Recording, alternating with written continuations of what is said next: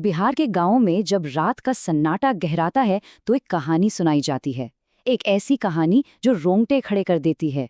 ये कहानी है पनडुब्बा की। पानी का एक ऐसा राक्षस जिसका जिक्र होते ही लोग तालाबों और नदियों के पास जाने से भी कांपने लगते हैं। तो चलिए आज हम इसी रहस्यमयी कहानी की गहराई में उतरते हैं। अच्छा, एक सवाल से शुरुआत करते हैं। जरा सोचिए कि कोई सुनसान रात में किसी तालाब के किनारे अकेला हो और पानी से कोई आवाज आए जो थोड़ी शराब या एक बीड़ी मांगे। ऐसे में कोई क्या करेगा? शायद मदद करने की सोचें। लेकिन क्या हो अगर वही मदद की पेशकश जिंदगी की आखिरी गलती साबित हो जाए? तो हमारी कहानी शुरू होती है मोहन से। मोहन बिहार के गया जिले के एक छोटे से गांव में रहता था। वो 18 साल का होने वाला था और इस जन्मदिन पर वो कुछ ऐसा करना चाहता था जिससे उसे बड़ा होने का एहसास हो, कुछ यादगार। अब मोहन के कोई खास दोस्त तो थे नहीं, तो उसने सोचा चलो खुद को ही एक पार्टी दी जाए।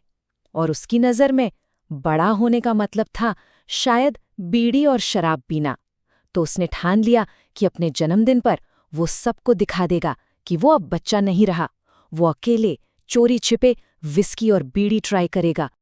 और अपनी इस सीक्रेट पार्टी के लिए उसने जगह भी कौन सी चुनी? गांव के पास वाला वो तालाब। अरे वही जिसका नाम सुनते ही रात में बड़े बड़ों के पसीने छूट जाते थे। गांव के बुजुर्ग कहते थे कि वहां पनडुब्बा रहता है, पर मोहन इन सब बातों को बस पुरानी दक्यानूसी कहानियां मानकर हंस देता था। तो बस जन्मदिन की रात आ ही गई। जैसे ही घर में सब सो गए, मोहन अपने प्लान के हिसाब से चुपके से घर से निकल पड़ा। उसे ये अंदाजा बिल्कुल नहीं था कि तालाब का वो सन्नाटा और अंधेरा उसका ही इंतजार कर रहे थे। अपने फोन की हल्की सी टॉर्च की रोशनी में मोहन मक्के के खेतों के बीच से गुजर रहा था। चारों तरफ घना अंधेरा और हवा में एक अजीब सी खामोशी थी। सिर्फ उसके कदमों की आहट और झींगरों की एक लगातार टिक टिक करती आवाज जो उस सन्नाटे को और भी डरावना बना रही थी। तालाब के पास पहुंचते ही सच कहें तो उसका दिल थोड़ा घबराया। दूर दूर तक कोई नहीं था। एक पल को तो मन में आया कि वापस लौट जाए, पर फिर उसने हिम्मत जुटाई और किनारे पर बैठ गया। किसी की नजर ना पड़े इसलिए उसने अपनी टॉर्च भी बंद कर दी। अब चारों तरफ सिर्फ चांद की हल्की रोशनी थी जो तालाब के ठहरे हुए पानी पर चमक रही थी। और बस यहीं से उस रात का सबसे भयानक अध्याय शुरू होता है। अब तक तो सिर्फ डर था, लेकिन अब हकीकत सामने आने वाली थी। वो शांति जो उसे डरा रही थी अब एक भयानक चीख में बदलने वाली थी। मोहन ने बोतल खोली और विस्की का पहला कड़वा घूंट लिया ही था कि तभी तालाब के शांत पानी में हल्की सी हलचल हुई। उसने फौरन पलटकर देखा, पर वहां कोई नहीं था। उसने सोचा अरे कोई मेंढक या मछली होगी और इस बात को नजरअंदाज कर दिया। शायद यही उसकी सबसे पहली और सबसे बड़ी गलती थी। उसने जेब से बीड़ी निकाली, माचिस जलाई, पर उसे लगा कि कोई उसे देख रहा है। उसने इस डर को भी मन का वहम समझकर विस्की का एक और घूंट लिया और आंखें बंद करके वहीं लेट गया। और तभी एक अजीब सा एहसास हुआ। ऐसा लगा जैसे कोई बिल्कुल उसके चेहरे के ऊपर है, इतना पास कि उसकी सांसें मोहन के चेहरे पर महसूस हो रही थीं। मोहन ने दहशत में आंखें खोली और उसके ठीक सामने अंधेरे में दो नीली आंखें चमक रही थीं, बिना पलक झपकाए बस उसे घूरे जा रही थीं।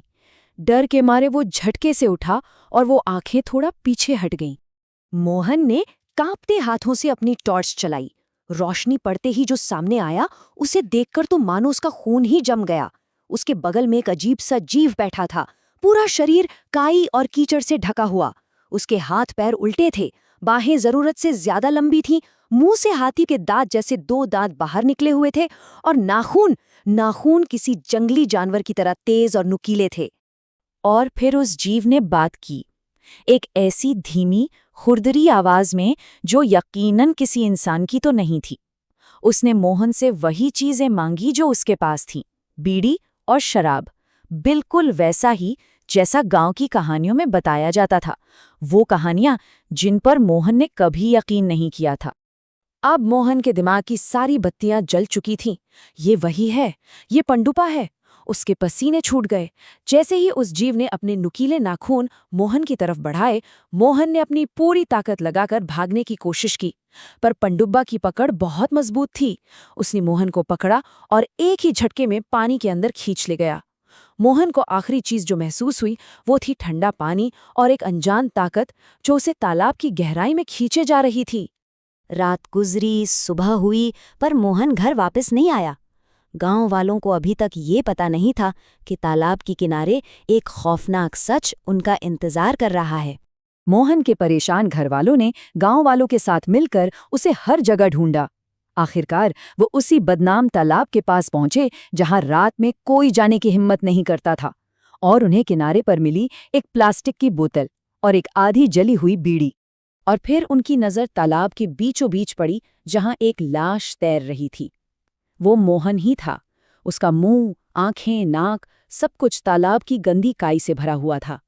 ये मंजर देखकर किसी को कोई शक नहीं रहा कि गांव की पुरानी कहानियां सच थीं। मोहन को पनडुब्बा ने ही मारा था। तो सवाल ये उठता है कि ये पनडुब्बा आखिर है क्या चीज़? क्या ये सिर्फ एक डरावनी कहानी है या इसके पीछे कोई गहरा मतलब भी छिपा है? चलिए अब जरा इस कहानी के पीछे की मान्यताओं को समझते हैं। देखिए, बिहार की लोक कथाओं के हिसाब से पनडुब्बा उस इंसान की अतृप्त आत्मा है जिसकी मौत पानी में डूबने से हुई हो। ऐसा माना जाता है कि ऐसी आत्माओं को मुक्ति नहीं मिलती और वो उन्हीं तालाबों या नदियों में भटकती रहती हैं, और अपनी शराब या तंबाकू जैसी अधूरी इच्छाओं को पूरा करने के लिए वो जिंदा इंसानों को अपना शिकार बनाती हैं। दिलचस्प बात यह है कि ऐसे पानी के राक्षसों की कहानियां सिर्फ बिहार तक ही सीमित नहीं हैं। अगर हम जापान की लोक कथाओं को देखें तो वहां कप्पा नाम का एक ऐसा ही जीव मिलता है। कप्पा भी तालाबों में रहता है और इंसानों को पानी में खींच लेता है। मतलब पानी का डर और उससे जुड़ी रहस्यमयी कहानियां दुनिया भर की संस्कृतियों का हिस्सा रही हैं। अब ये कहानी जहां से आती है वो इसे सिर्फ एक डरावनी कहानी नहीं मानता, बल्कि एक चेतावनी की तरह पेश करता है। संदेश बिल्कुल साफ है, तंबाकू और शराब की आदतें खतरनाक हैं। ये कहानी एक तरह से इन आदतों से दूर रहने की एक डरावनी सलाह देती है कि भई अगर बीमारियों से बच भी गए तो पनडुब्बा जैसे खतरे तो इंतजार कर ही रहे हैं। और ये हमें आखिरी और शायद सबसे बड़े सवाल पर ले आता है कि इन लोक कथाओं का असली मकसद क्या है। क्या ये सिर्फ मनोरंजन या बच्चों को डराने के लिए गढ़ी गई कहानियां हैं, या फिर ये पीढ़ियों से चली आ रही सामाजिक चेतावनियां हैं जो हमें खतरों से बचाने के लिए एक डरावने रूप में सुनाई जाती हैं? इस पर सोचिएगा जरूर।